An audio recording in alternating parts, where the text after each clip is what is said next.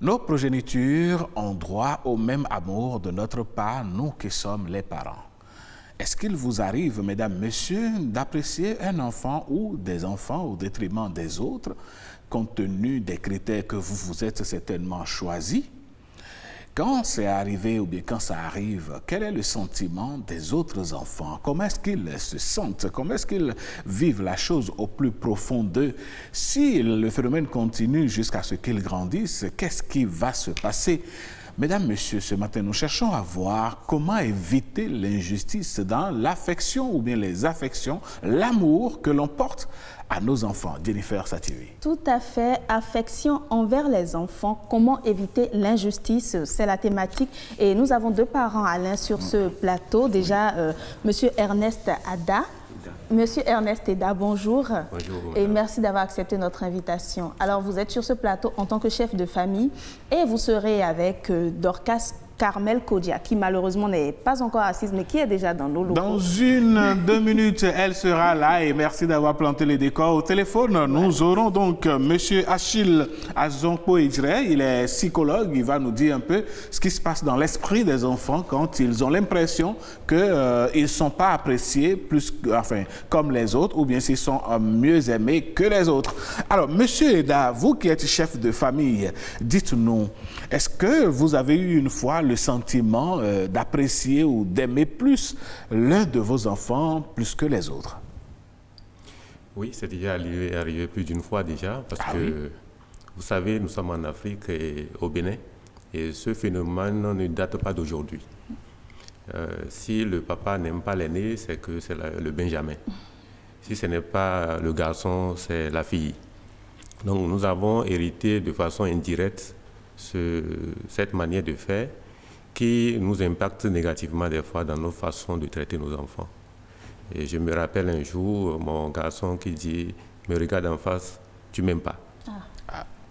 Et ça m'a fait un hic, ça m'a vraiment interpellé. Et je me suis remis en cause. J'ai dit « mais qu'est-ce qui l'a poussé à tenir ces propos ?» Et c'est alors que j'ai compris que chaque fois quand je rentre du service, ce n'est que son petit frère que je prends sur mes jambes. Sans faire attention. Sans faire Ou bien attention. vous le faisiez sciemment? Non, pas du tout. C'est de façon spontanée, sans arrière-pensée. Et Vous vous dites que lui, il est déjà trop grand, donc voilà. Il peut comprendre. Donc, ces propos m'ont réveillé. Et quel que soit son âge, c'est toujours mon garçon. Et donc, je dois le traiter autant que je traite son jeune frère. On l'a annoncé, Madame Carmel Dorcas Kodia, voilà, elle est là, on me signale? Non, pas encore? D'accord. Ok, d'accord, allez. Alors, allez, moi je me demande, Monsieur Eda nous a dit justement, on aime soit l'aîné, soit le Benjamin. Et c'est un phénomène qu'on remarque dans bien de familles. Qu'est-ce qui peut expliquer cela? Parce que vous venez de dire, ça date d'il y a très longtemps déjà. Oui, est-ce qu'il y a d'explications à cela? C'est parce que c'est le premier ou le dernier geste? Oui, c'est ça, je ne sais pas. c'est souvent ça. Okay. C'est souvent ça parce que nous, dans nos cultures, nous sommes beaucoup plus attachés au premier-né. Parce qu'on se dit que voilà, c'est lui qui a ouvert le chemin, vous voyez, c'est par lui que j'ai appris à engendrer un enfant et tout. Donc on est plus attachés. Et maintenant, quand l'aîné grandit, on s'attache beaucoup plus maintenant au Benjamin. On trouve que bon, c'est lui. Et les cadets entre l'aîné et le Benjamin, comment est-ce que vous les traitez? Bon, si le cadet est là, mais là, il va laisser le siège au Benjamin, forcément. Donc, sinon, si c'est lui qui demeure le Benjamin, comme c'est dans mon cas. Donc, je pense qu'on est toujours tenté de prêter plus d'attention à ce dernier qu'à l'autre. Donc, excusez-moi le terme, cette discrimination impacte négativement la vie de ces enfants et les modèle dans le mauvais sens, si bien que quand ils grandissent, ils vont répéter les mêmes erreurs que nous-mêmes nous avons commises. Est-ce qu'on peut dire que c'est une répétition de l'erreur dont vous avez été victime que vous répercutez sur vos enfants? Oui, de façon indirecte, ce n'est pas volontaire, c'est vrai. J'ai vécu dans une famille polygame. Et vous savez, dans les foyers polygames, c'est souvent ces gens de phénomènes-là. Voilà. Donc, chacun de son côté. Et parmi tant d'autres, le papa ou la maman est porté beaucoup plus vers un enfant que d'autres, ou bien des enfants d'une mère qu'à d'autres. Donc, je peux dire que moi-même, j'ai été victime de ça.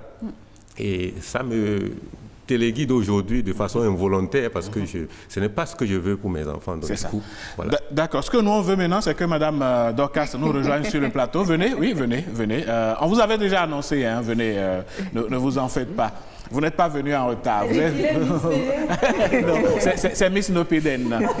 Alors, bonjour, bienvenue. Bonjour. Merci de nous avoir rejoints sur le plateau. Alors, ce matin, nous parlons des affections, de l'amour que les parents sont censés avoir pour la progéniture de façon égale. Mais on se rend compte qu'il arrive parfois que la préférence soit pour tel ou tel autre enfant. Vous êtes mère. Vous, dans votre cas, comment est-ce que ça se passe? Chez moi, en tant que parent ou Oui, chez vous, moi, en tant que j'étais parent. enfant? Non, en tant que parent d'abord. Ok, en tant que parent, c'est quand même bizarre. Hein. Hier, il y a mon aîné qui me disait, maman, entre mon frère et moi, qui est-ce que tu aimes le plus? Ah, mais il préparait l'émission avec vous déjà. Je vous assure. Donc, ça m'a fait un tic. Je dis, mais pourquoi tu dis ça, chérie? Moi, je vous aime, vous les deux, mêmement. Hein? Il dit, ah bon? J'ai dit, oui, mais c'est comme ça. Donc, en fait, les enfants sont très curieux eux-mêmes. Ils veulent savoir. Mais en fait, c'est la femme qui connaît l'histoire de sa grossesse. Ok. Parce qu'il y a tout un environnement qui entoure la grossesse, tout ce que vous avez vécu, toutes les pressions, toutes les épreuves. Ça agit si bien que naturellement, vous êtes attaché à un enfant beaucoup plus qu'à l'autre. Mais il faut quand même faire un effort pour aimer tous les enfants de la même manière, tout comme Dieu, lui, nous aime. Mais dans le vécu, Oui. dans le vécu de tous les jours, selon vous, quels sont les éléments qui montrent à l'enfant que tel autre est apprécié, lui, à son détriment, ou bien lui, il est plus apprécié que l'autre? Généralement, il y a le critère d'âge qui intervient d'abord. Parce que les aînés, on a tendance à les pousser un peu plus devant et à serrer contre soi et à les garder dans un cocon très fermé, ceux qui sont un peu plus jeunes. Mais lorsqu'ils commencent à grandir, il y a le critère de l'obéissance, ou de la réceptivité par rapport aux instructions que nous donnons en tant que parents. Lorsque tu dis à ton enfant, assieds-toi, et qu'il s'assoit, c'est un enfant qui ne te donne pas du fil à retordre. Et donc, l'éducation, ça passe plus facilement. Par contre, il y a d'autres enfants, quand tu vas lui dire, assieds-toi, il va dire, non, je ne m'assois pas. Tu te dis, on ne me donne pas des ordres. Mais quand tu vas lui dire, peut-être, chérie, est-ce que tu peux t'asseoir? Tu veux bien t'asseoir? Là, moi, j'ai les deux types d'enfants. Mon aîné, lui, quand tu lui donnes des instructions, il respecte. Peut-être c'est parce qu'il est un peu plus âgé, il comprend déjà beaucoup de choses. Mais l'autre, lui, quand tu lui dis ça, il fait comme ça. Mais maintenant, mais quand tu dis, chérie, tu veux bien t'asseoir, tu veux bien m'apporter ceci, cela, il le fait avec plaisir. Ça veut dire que lui, il aime se faire prier. Et donc, il faut que je puisse changer ma stratégie. Il aime être adoué, ouais, c'est ça. Amadoué, oui, voilà, il aime qu'on négocie avec lui. Il est le prince de la maison et tout ça là. Mais dites-nous, avant votre arrivée, Monsieur Eda nous disait que cette discrimination est une sorte d'erreur que nous avons vécue nous-mêmes et que nous répercutons sur les enfants. Est-ce que c'est vrai? Est-ce que c'est votre cas? Oui, en fait, comme moi je vous dis, moi j'essaie de rechercher l'équilibre pour ne pas vraiment montrer que j'aime un enfant plus que l'autre. Encore que je les aime les deux, en fait. Est-ce que cet équilibre dont vous parlez a été recherché par vos parents, vous?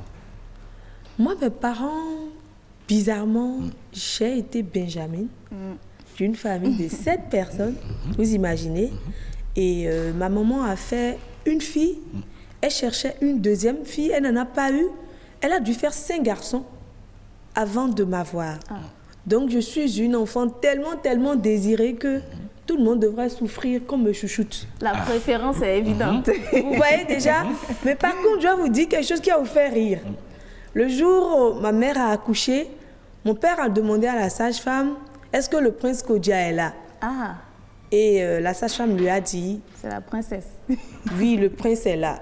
Et il commençait à applaudir et puis la sage-femme lui a dit, non, monsieur Kodia, vous avez échoué cette fois-ci. C'est une princesse. Donc quand on lui a dit que c'est une princesse, en même temps, il a fait demi-tour. Il dit, bon, allez dire à madame, elle n'a qu'à se débrouiller avec sa fille, elle qui va s'en occuper. Et moi, ma grande soeur était tellement contente qu'elle a laissé les classes en même temps. Elle est allée au marché de commun, faire les emplettes. Elle est venue faire à manger à ma maman. Et tenez-vous bien, elle a passé les 6 mois restants de l'année à s'occuper de moi. si bien qu'au décès de papa, au décès de maman et tout. Aujourd'hui, elle est comme ma mère.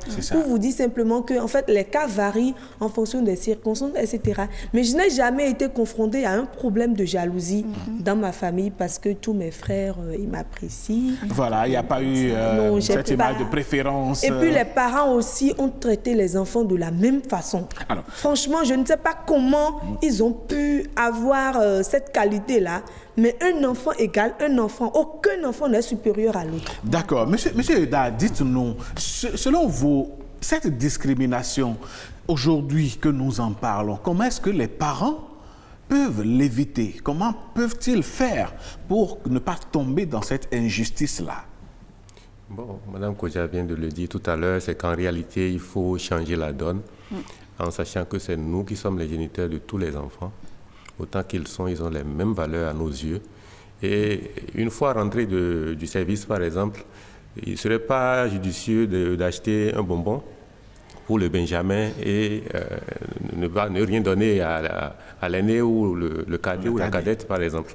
Donc, je pense que c'est de là il faut commencer par corriger le tir. Je vous ai donné une anecdote tout à l'heure en disant j'ai pris mon cadet sur ma cuisse pour le cajoler pendant que son frère jalousait et moi je ne savais pas. Il m'a jeté à la figure « Papa, tu ne m'aimes pas ».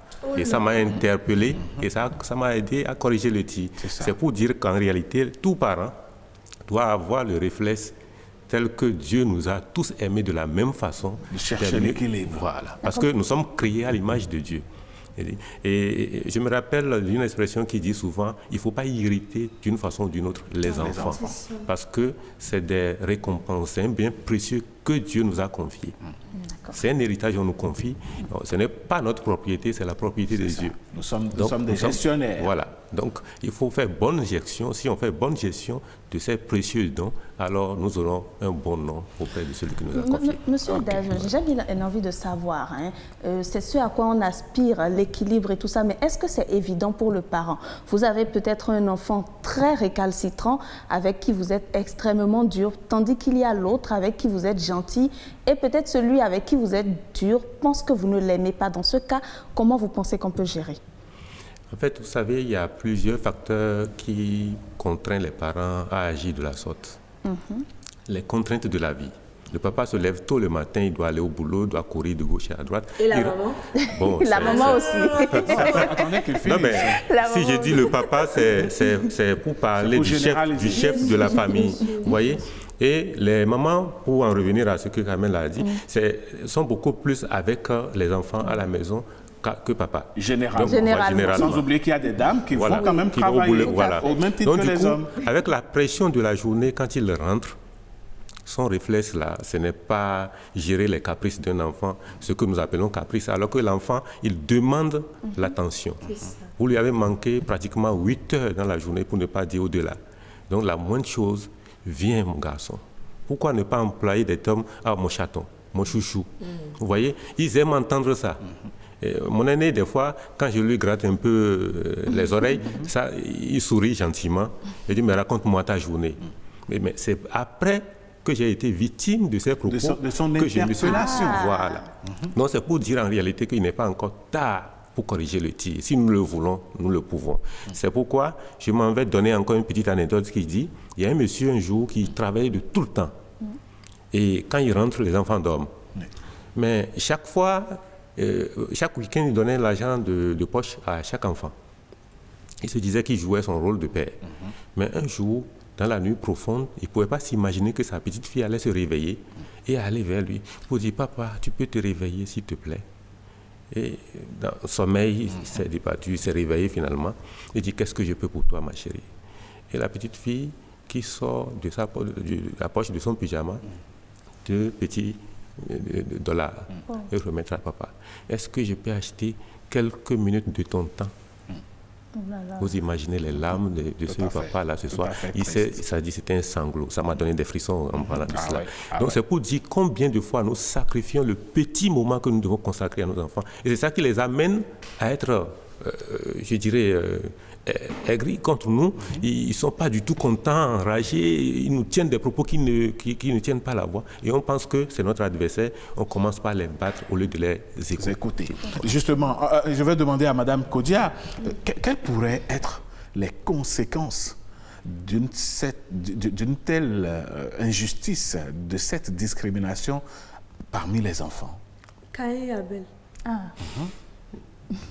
Gospel Mister, tu comprends, non? Tout simplement. Oui, en fait, vous savez, il ne faut pas qu'en tant que parents, on ait des comportements qui visent à monter les enfants les uns contre les autres. Ça, c'est grave.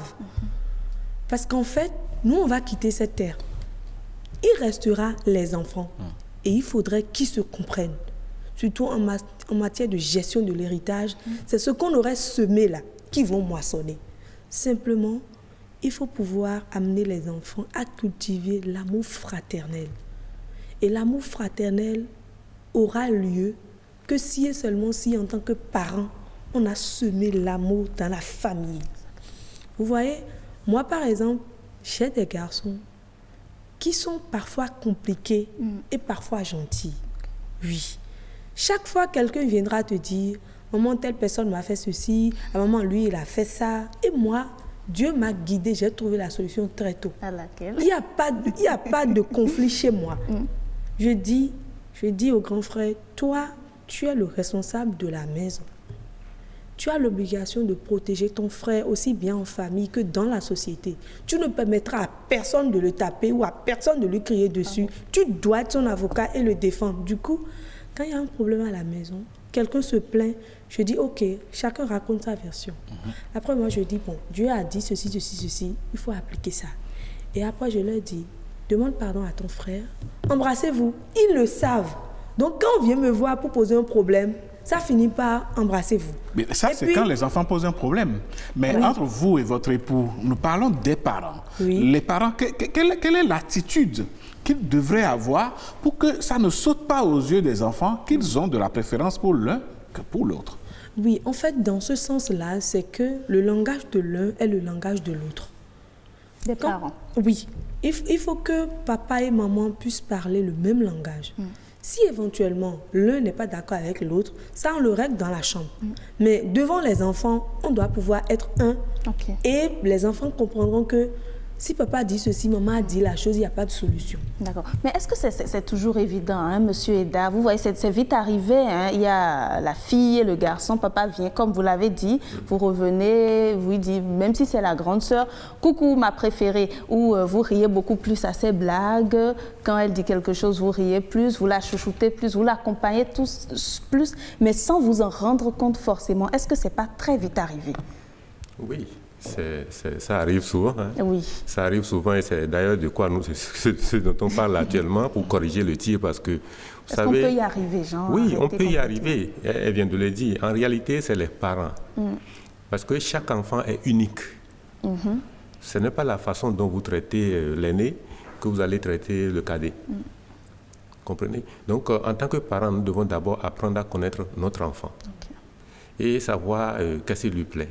Madame Kodia vient de dire tout à l'heure, son aîné est plus docile quand on lui parle, mais le cadet, lui, quand vous ne négociez pas... Il faut de la négociation. Vous voyez? Donc c'est pour dire qu'il faut prendre l'enfant tel qu'il est et être en mesure de communiquer à son esprit les bonnes mœurs. C'est ça qui va l'aider à comprendre qu'on n'est pas en train d'aimer plus son grand frère que lui, mais que lui, en tant que personne physique en face de nous, on a une certaine affection pour lui et qu'il compte vraiment à nos yeux. Supposez par exemple, moi, je prends un cas. Mon aîné, quand ils vont se coucher, c'est 15-20 minutes après, le petit s'endort déjà, mais je vais voir l'aîné, c'est pendant ce temps que nous, on dialogue. C'est ça. Et j'ai dit, mais comment as-tu passé? Qu'est-ce que tu envisages demain? Ainsi de suite. Donc, ça me permet d'avoir une certaine intimité avec lui pendant que son frère dort. Mais le jeune frère, par contre, quand il finit ses devoirs, on peut se charuter, rester dans le couloir ou bien aller même faire une balade. Il aime souvent aller faire une balade avec moi. Donc, c'est pendant ce temps que moi, je lui montre, par exemple, tu vois, les personnes qui marchent en parlant sur les rues, là, c'est des personnes qui ont mal géré leur vie. Je ne peux pas comprendre que ce petit, à l'âge de 6 ans, on va capter toutes ces choses-là. Donc, ça permet de communiquer, de faire en sorte que l'enfant, dans son petit esprit, il se croit déjà une personne adulte en face de moi. Voilà. D'accord. Nous avons interrogé dans la ville de Cotonou pour vous certains compatriotes qui se sont exprimés sur la question. Voici leur appréciation.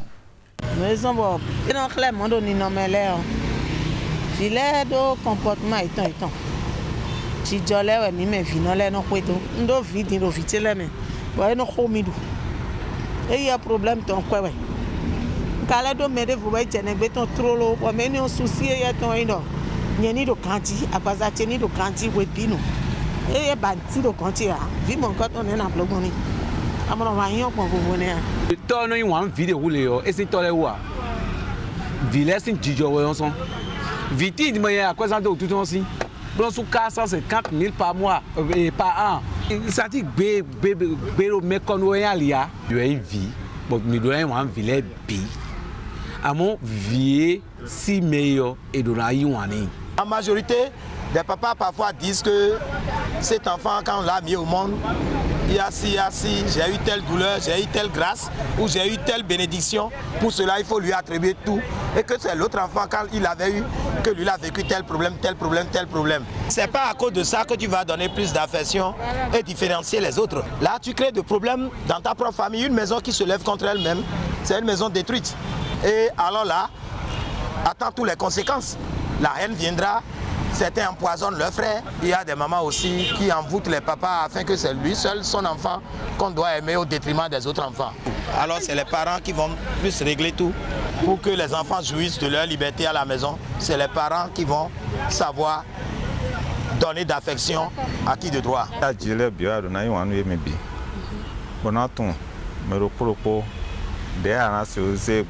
Mais là, il a ça, mais il y a des nains de bois, il y a ça, des nains de bois font une diva. Donc, nous avons blonde dehors, peut-être côté nous avons nous blonde parce que nous avons nous comme ça, mais sont bon blonde. Nous voyons ça, c'est mon blonde, c'est sûr, c'est un des dalits. Nous avons nous sommes bois, nous avons de aucun dans nous pieds. Et oui, voilà un peu les expressions, sinon les appréciations de nos compatriotes. Monsieur Eda, vos impressions? Bon, ce n'est pas des choses nouvelles, ce qu'ils ont dit, mais ce qui m'a le plus choqué, là, excusez-moi le thème, mais c'est ce que je puis dire, parce que le monsieur qui dit qu'il a investi 450 000 sur son enfant chaque année, et l'enfant lui manque de respect et tout, mais je dis, c'est sa responsabilité, lui en tant que papa ou maman. Pourquoi? C'est nous qui avons engendré cet enfant. Je dis, dans nos cultures, on dit souvent, quand vous mettez un enfant au monde, l'enfant là ne peut pas être au-dessus de vous. C'est vous qui décidez. C'est comme un arbuste que vous devez guider. Il faut être une main de fer dans un gant de velours. Mais la grande erreur que nous commettons, c'est qu'on court après le matériel, soi-disant l'avenir de ces enfants, mais ces enfants, au finish, ratent certaines étapes de leur vie et ils se retournent maintenant contre nous et on commence à se plaindre. Moi, j'ai vécu ça avec certains parents et je disais en ce moment pendant que j'enseignais, je disais, mais ce que vous faites là, c'est pas bien. Ils sont au boulot pendant que les enfants sont à la maison, laissés pour eux-mêmes et tout. Abonnés à la télévision. Voilà. Donc, ils apprennent tellement de trucs, des camarades et tout le reste, mais vous serez surpris de constater que vous êtes en face d'un enfant qui ne ressemble pas du tout. Tout simplement parce que vous avez laissé le vide. Comme on le dit souvent, si vous laissez le mur lézarder, les lézards vont entrer dedans. Et ça engendre ce que ça engendre. Je ne suis pas le papa parfait, mais je m'efforce à corriger ce tir-là parce que c'est un phénomène qui décime l'avenir de nos enfants. Alors, Madame Kodja, vous avez également suivi la Vox Populi. Quelles sont vos impressions? Oui, j'ai été touchée par l'intervention de la dame numéro 1 qui a parlé et qui disait que elle a plusieurs enfants, mais il y a un enfant particulièrement dedans. La priorité pour cet enfant, c'est de l'avoir, elle, sa mère, en bonne santé. Ça m'a beaucoup touchée. Et là, c'est quand l'enfant a déjà grandi, il est à un certain niveau de réflexion et de maturité. Mais tout ce que moi, je peux dire fondamentalement, c'est qu'en tant que parents, nous devons savoir que l'éducation de nos enfants, c'est ça la priorité. Et si l'éducation des enfants est une priorité, on doit pouvoir trouver l'équilibre entre la recherche du matériel et des ressources et l'affection que nous allons donner à nos enfants. Et également, la qualité donc de l'éducation gage donc de l'épanouissement et du succès des enfants. La qualité de l'éducation dépend de la relation que nous avons entre époux et épouse. Si bien que il faut que l'homme et la femme puissent continuer à cultiver l'amour au sein du foyer et qu'ils se comprennent. Parce qu'on a tendance à courir après l'argent et tout, qu'on n'a plus de temps pour soi-même et on pense que l'amour, c'est la jeunesse, c'est les fiançailles et tout. Non, on a plutôt besoin de plus d'amour pour faire face aux responsabilités quotidiennes qui ne sont pas moins lourdes en réalité. Alors, monsieur Da, on revient à vous, pour le cas que vous avez évoqué, mais vous pensez que c'est beaucoup plus l'injustice, la préférence à un enfant contre un autre, qui fait que les parents parfois se retrouvent en face des enfants qu'ils méconnaissent. Un enfant qui demande à son père, par exemple, c'est pas toi qui me nourris, je fais ce que je veux. Est-ce que vous pensez que c'est la préférence, l'injustice dont nous parlons, ou bien c'est le fait qu'on n'a pas su éduquer cet enfant? Bon, c'est l'un et l'autre. Vous savez, nous, on a un slogan au sein de l'association béninoise pour la promotion de la famille. On dit souvent l'éducation des enfants, c'est d'abord l'affaire des parents. C'est notre responsabilité. Et puis, depuis que l'enfant a poussé le premier cri, cette responsabilité nous interpelle. Et nous ne devons pas rater un seul instant de la vie de cet enfant. Si nous ratons cela, c'est que nous laissons du temps et d'autres choses vont se greffer dans le cœur de l'enfant. Il peut ne pas parler, il ne sait pas parler, il ne peut rien faire, mais son esprit capte beaucoup de choses. Soyez là. Si maman n'est pas là, il faut que papa soit là. Sinon, à un moment donné, le phénomène prend le terrain et c'est quand il va commencer à avoir des attitudes, nous allons, au lieu de l'aider à corriger le tir, on commence à avoir de la préférence pour cet enfant qui est plus docile. Et ça, là, le phénomène dont on parle s'installe. Et on se dit, bon, cet enfant, il me parle mal, et pourquoi est-ce que vous voulez que je l'aime, et tout le reste. Mais c'est au départ nous-mêmes qui avions abandonné notre boulot. C'est nous-mêmes qui avons failli. Okay. Donc, Madame Kodja, je ne sais pas si vous partagez le même avis. Hein, en attendant que Madame Kodja n'intervienne, nous avons en direct Monsieur Achille Azonkpo-Edjre. Vous êtes psychologue. Monsieur Azonkpo-Edjre, bonjour. Oui, bonjour, Monsieur Fatima. Comment allez-vous? Ça va bien, merci.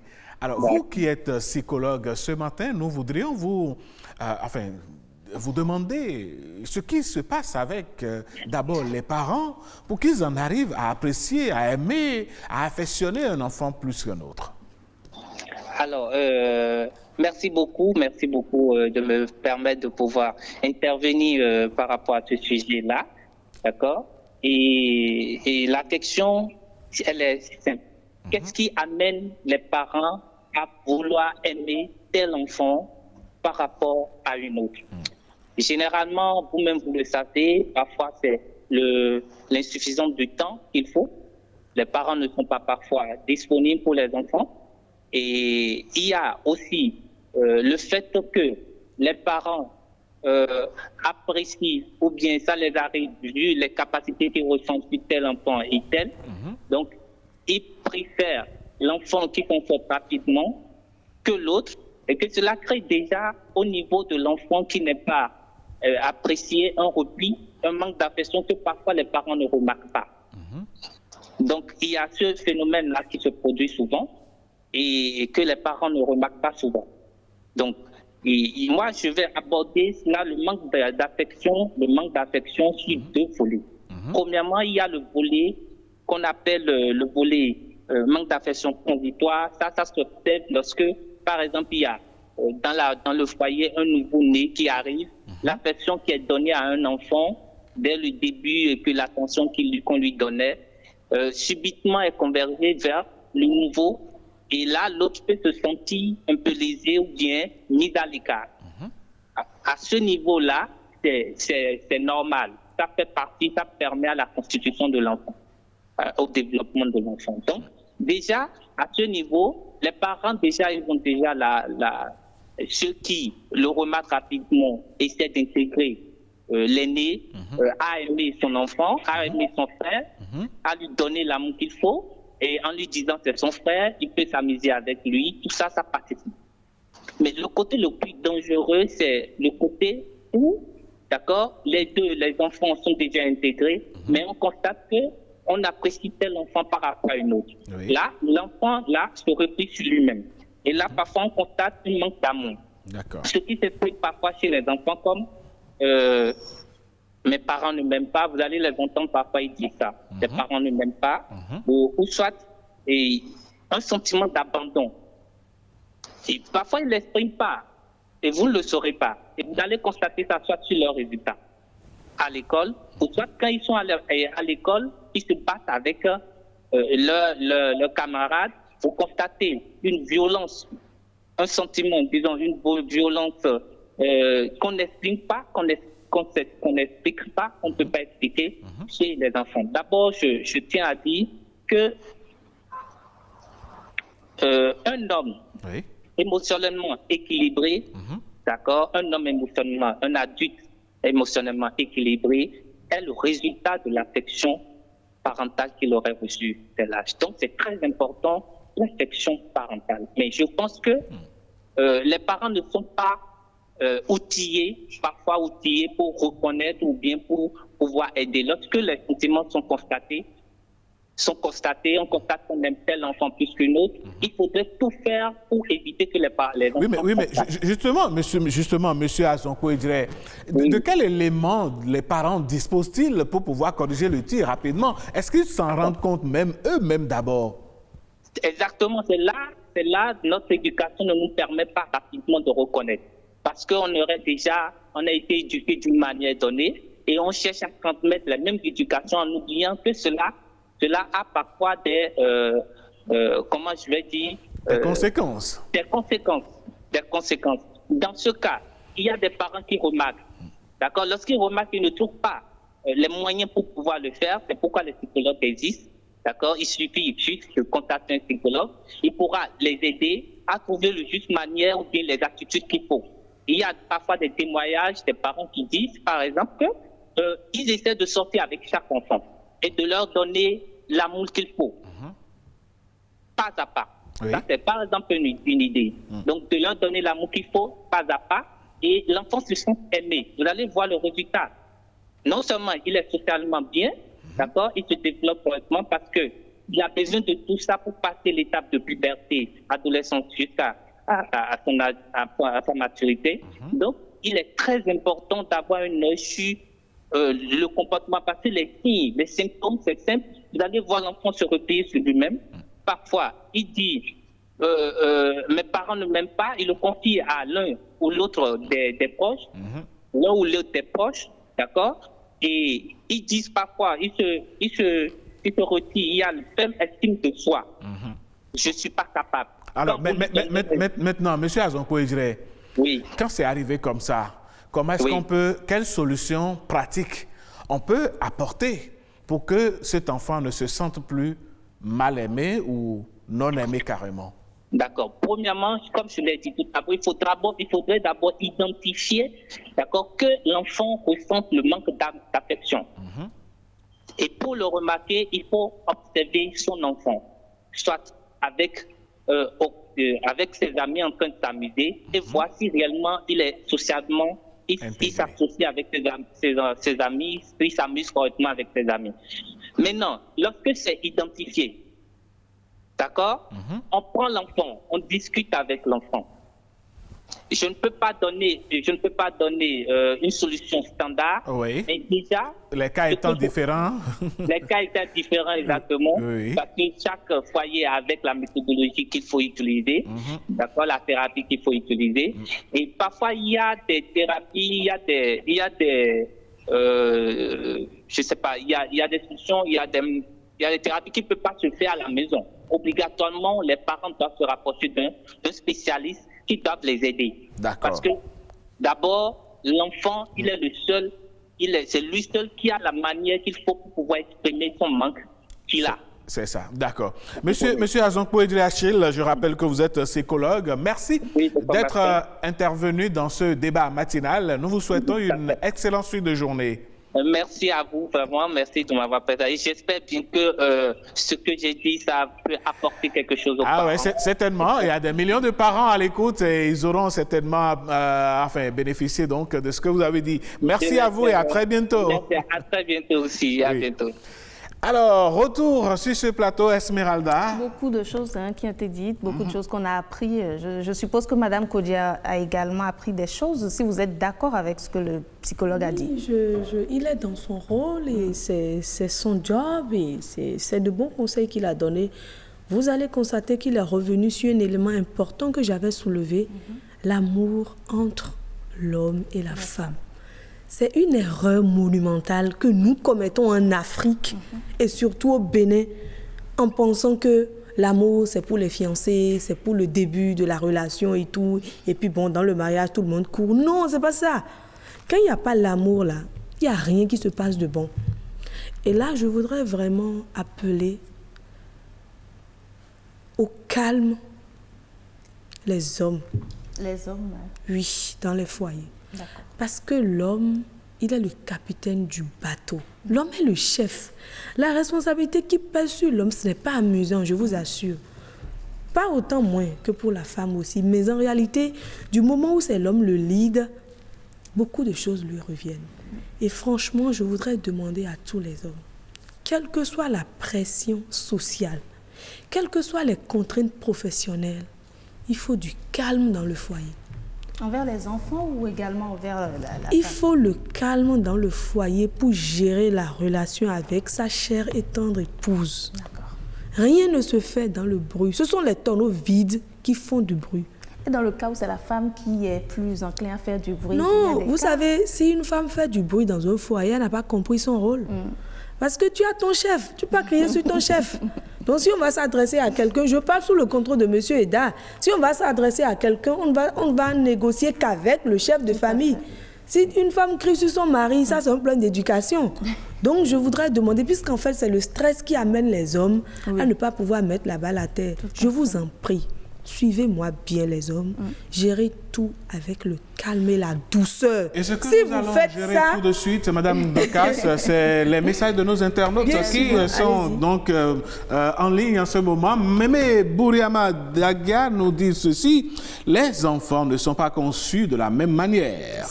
Chaque grossesse a une histoire que l'on ne peut pas raconter ni extérioriser. C'est du vécu au niveau de chaque femme. C'est un grand piège de la vie. L'essentiel, c'est de ne pas trop blesser les enfants en ayant des préférés parmi eux. L'amour des parents pour leur enfant ne peut jamais être équitable. C'est du leur. Faisons l'effort de leur témoigner notre affection sans discontinu. Le rôle de l'homme est primordial dès que sa femme tombe enceinte. Pas d'abandon du domicile conjugal. Être bien attentionné pour suivre l'évolution de la grossesse. Aider sa femme, la câliner et lui témoigner beaucoup d'affection.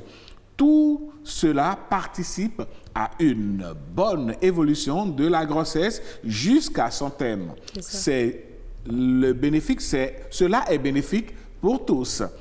Un autre message? Un autre message de André Gaga qui nous dit « C'est un sujet réel, un phénomène de la société qui se manifeste dans nos maisons. Généralement, la préférence à un enfant dépend souvent d'un contexte particulier de naissance de ce dernier, de la représentation ou symbole de la présence de ce dernier au sein du couple ou parfois des rêves et objectifs projetés sur ce dernier ou cette dernière, ce qui justifie l'évocation des expressions suivantes: c'est mon enfant de galère, mon enfant porte-bonheur, c'est mon héritier qui va me remplacer, c'est mon enfant de la vieillesse, etc. Plusieurs parents tombent dans ce piège sans s'en rendre compte. Pour solutionner cela, il faut commencer par donner équitablement à tous les enfants ce que votre main, votre cœur et votre bouche leur donnent quotidiennement. Si ce sont des conseils, il faut en donner à eux tous. Si c'est une moto, en acheter à eux tous sans exception, pourvu qu'ils aient l'âge de l'utiliser. Un dernier message, mesdames, messieurs, nous vient tout simplement sur ce forum pour dire tout simplement, oui, bonjour chers tous, un parent a toujours un enfant qui est son préféré parmi sa progéniture. C'est un phénomène naturel contre lequel se battre serait vain. L'essentiel est d'éviter donc de le faire trop voir aux autres enfants pour éviter les frustrations des autres. Par ailleurs, l'enfant souvent préféré le sent et si on ne fait pas attention, il en profite et devient capricieux. Attention donc aux parents. Merci. Merci à vous plutôt pour vos messages dans ce débat. Alors, on va revenir, Madame Kamé, c'est vous qui parliez tout à l'heure. Si on devrait commencer par donner des conseils aux enfants eux-mêmes, parce qu'il y a dans des familles où les enfants sont majeurs, mais le phénomène continue. Dans ce cas, quel conseil pour ces enfants-là? Que chaque enfant se conforme aux restrictions de ses parents. Quand papa dit fais ceci, il faut faire. Il y a un code dans la maison, il y a un règlement. Vous connaissez les principes, obéissez simplement. Qu'est-ce que le parent veut d'autre à part l'obéissance? Non, c'est pas midi à 14h, c'est pas du tout compliqué. Ce que les parents veulent, il faut le faire et il faut même aller au-delà. Moi, personnellement, par exemple, j'ai tellement donné que mes parents m'ont dit à un moment donné, mais attends-toi là, tu es en train d'amasser les diplômes, tu es en train de faire ceci. Le moment est venu de te marier, va chercher la personne que tu aimes, apporte, on va étudier avec toi. C'est pour simplement dire que lorsque vous faites ce que les parents demandent, ils sont fiers de vous. Et lorsque j'entends mon père dire lors de ces derniers jours, Dorcas, tu m'as déjà enterré vivant, tu m'as rendu hommage, je suis fière de toi. Et quelques jours après, il meurt. Je dis, mais écoutez, moi, j'ai fait ce que je dois faire. Donc, que tout le monde court pour faire plaisir à ses parents, tout en sachant que les parents sont campés aux normes des Saintes Écritures. Voilà. Monsieur Eda, si on devrait donner des conseils aux enfants et aux parents qui vivent cette situation et qui nous ont suivis ce matin, que leur diriez-vous? Bon, d'abord pour les enfants, je dirais que ces enfants, il y en a qui profitent de la situation, et du fait que papa et maman ne s'entendent pas, ou bien c'est la pression de la vie, ils doivent courir pour sécuriser leur avenir et tout. Ils en profitent pour pouvoir, et s'il y a une petite brèche, ils rentrent dedans et tout. Bon, quoi qu'on dise, nous appartenons à la même source, papa, maman et les enfants. Si nous gâtons ça, c'est le sable que nous avons mis dans notre vie pour le restant de nos jours. Du coup, nous avons intérêt, comme Dorcas l'a dit, à obéir à nos parents, qui sont nos modèles. Et je crois que je m'en vais vers les parents pour dire, avant d'être père, il faut être un homme mûr et responsable.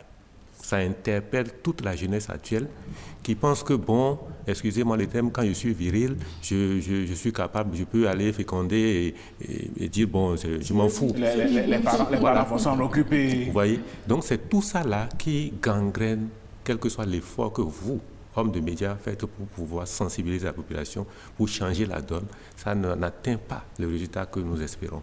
Donc, j'interpelle toute la jeunesse qui devient père ou mère à changer la donne, à prendre conscience, à laisser de bons modèles. Et nous, parents, sachons une chose, ce n'est pas les immeubles qui constituent notre héritage. Ce n'est pas le bien matériel, c'est la qualité de la ressource humaine que nous laissons. Donc, nous devons nous remettre en cause et consacrer le peu de temps qu'il faut à chaque enfant pour leur prouver que nous les affectionnons. C'est une graine de vérité, d'amour que nous semençons dans leur cœur et ça permettra à cet enfant d'être un homme accompli. Voilà, je pense que tout est dit. Mesdames, Messieurs, il faut simplement comprendre que les enfants ont besoin d'amour, mais pas de préférence. Mais s'il vous arrive, malgré votre bonne volonté de préférer un enfant ou quelques enfants aux autres, faites très attention à ce que cette injustice ne soit remarquée. Mais je me demande comment vous allez faire pour que cela ne soit remarqué. Mais quel type d'enfant voulez-vous laisser à la société demain? La réflexion certainement continue chez vous. Nos invités sur ce plateau et au téléphone vous ont donné quelques ressources, quelques outils qui vous permettront certainement de corriger le tir si tel est le cas. Eh bien, nous vous souhaitons beaucoup de courage si vous êtes dans ce cas-là et préparez-vous, vous qui n'êtes pas encore parents, vous venez donc d'avoir encore des ressources pour vous préparer pour demain.